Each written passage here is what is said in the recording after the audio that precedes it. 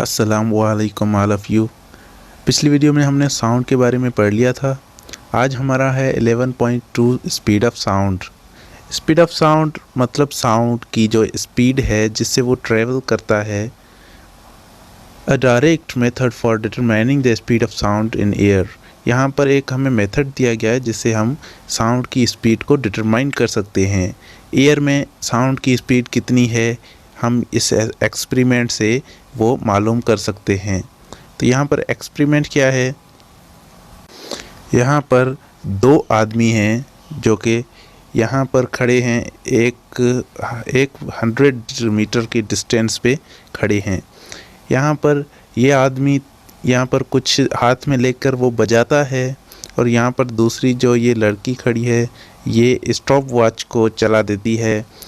20 बार ये बजाता है, इसको तालियां बजाता है तो वो साउंड यहाँ से इस तक जब पहुँचता है, कितने टाइम में पहुँचता है वो स्टॉप वॉच में कैलकुलेट हो जाता है। तो वो जब वो पहला आवाज़ सुनता है तो वो स्टॉप वॉच को ऑन कर देता है और 20 बार वो बजाता है क्लैप्स।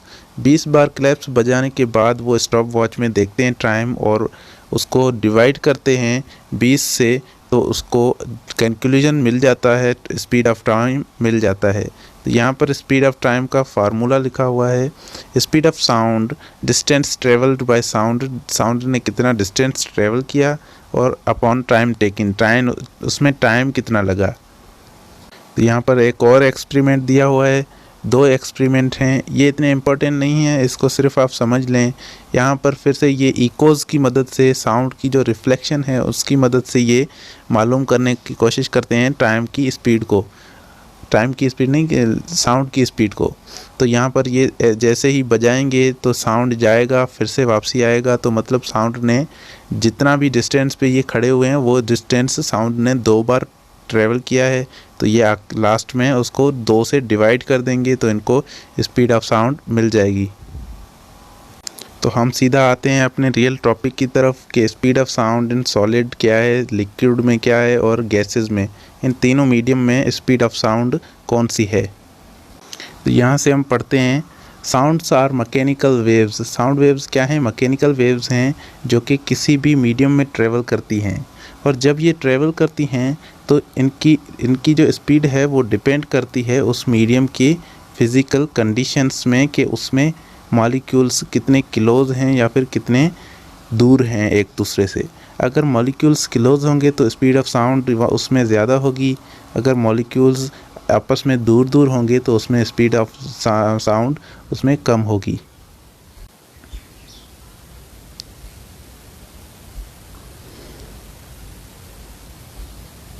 तो स्पीड ऑफ साउंड सबसे ज़्यादा किस में है? सबसे ज़्यादा स्पीड ऑफ साउंड सॉलिड में है, क्योंकि इसमें जो पार्टिकल्स हैं वो बहुत ही एक दूसरे से टाइटली अटैच हैं, इसीलिए इसमें साउंड की स्पीड सबसे ज़्यादा है। और उसके बाद लिक्विड में उससे कम है क्योंकि उसके मॉलिक्यूल्स थोड़े थोड़े एक दूसरे से दूर हैं।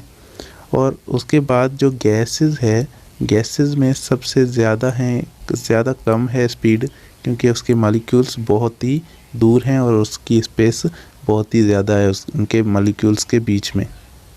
तो वापस आते हैं टॉपिक की तरफ कि यहाँ पर लिखा हुआ है कि ये उस प्रॉपर्टीज़ पे डिपेंड करता है कि मीडियम की प्रॉपर्टीज़ कौन सी हैं।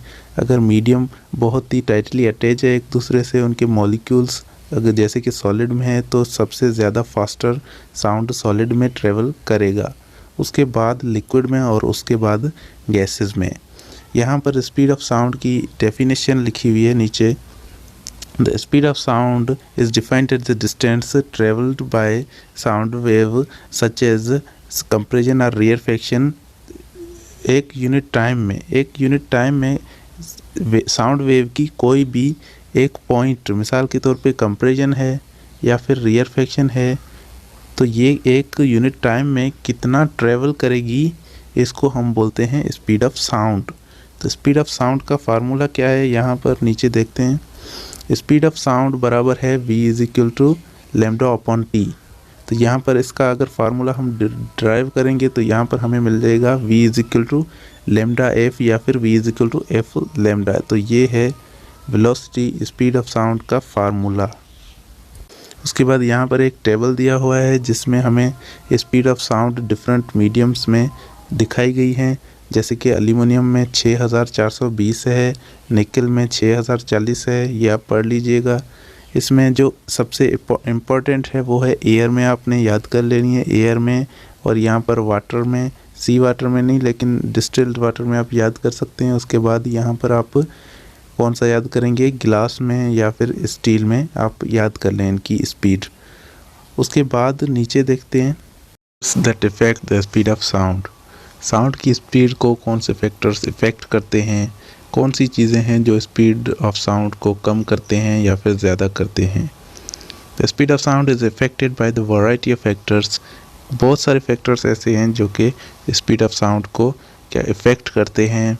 यहाँ पर टेम्परेचर है पहला temperature is also condition that effect the speed of sound. Sound की स्पीड को टेम्परेचर इफ़ेक्ट करता है, क्योंकि टेम्परेचर जो एनर्जी है किसी भी मीडियम की वो डिपेंड करती है उसके टेम्परेचर पे। अगर टेम्परेचर ज़्यादा होगा तो काइनेटिक एनर्जी ज़्यादा होगी। अगर किसी मीडियम में काइनेटिक एनर्जी ज़्यादा है तो उसके जो मॉलिक्यूल्स हैं वो ज़्यादा मूव करेंगे। तो अगर मॉलिक्यूल्स ज़्यादा मूव करेंगे तो क्या होगा, तो जल्दी से ट्रांसपोर्ट उसमें ज़्यादा बढ़ जाएगा और उसमें जो साउंड है वो बहुत ही तेज़ी पकड़ लेगा और स्पीड से चलेगा। तो मतलब अगर टेम्परेचर ज़्यादा होगा तो साउंड की स्पीड भी उस मीडियम में ज़्यादा होगी।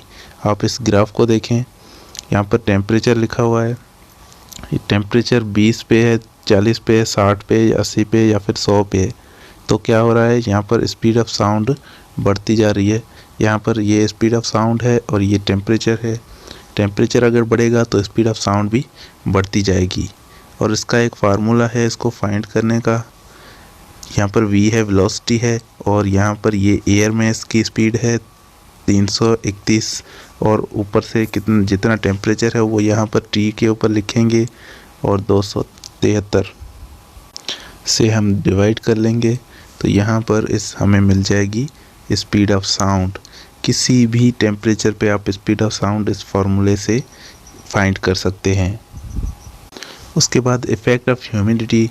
ह्यूमिडिटी क्या होती है, किसी भी हवा में जो मॉइस्चर होता है, मॉइस्चर मीन्स जो घिमी होती है, उसको हम बोलते हैं ह्यूमिडिटी। तो अगर हवा में ह्यूमिडिटी होगी या किसी भी मीडियम में ज़्यादा ह्यूमिडिटी होगी तो उससे हमारी स्पीड ऑफ साउंड पे क्या इफ़ेक्ट पड़ता है। अगर एयर जो है वो ड्राई होगी तो हमारी स्पीड ऑफ साउंड ज़्यादा होगी। अगर हमारी जो एयर है वो ह्यूमिडिटी से भरी हुई है या फिर मॉइस्चर्ड है तो हम क्या करेंगे, वहाँ पर जो स्पीड ऑफ साउंड है वो कम होगी। ह्यूमिडिटी ज़्यादा होगी तो स्पीड ऑफ साउंड कम होगी। तो आप इसमें समझ गए, इसका ये एक फार्मूला भी है कि velocity is directly proportional to the 1/स्क्वायर ऑफ डेंसिटी। ये क्या है, ये डेंसिटी का सिंबल है। तो डेंसिटी के अंडर रूट को हम 1/अंडर डेंसिटी करेंगे तो यहाँ पर हमें वेलोसिटी ऑफ साउंड इसमें मिल जाएगा। तो उम्मीद है आपको ये वीडियो समझ में आई होगी, और वीडियो को लाइक करना और चैनल को सब्सक्राइब करके बेल आइकन को प्रेस ज़रूर कर देना। मैं मिलता हूँ आपसे अगली वीडियो में, तब तक के लिए bye bye, see you and take care.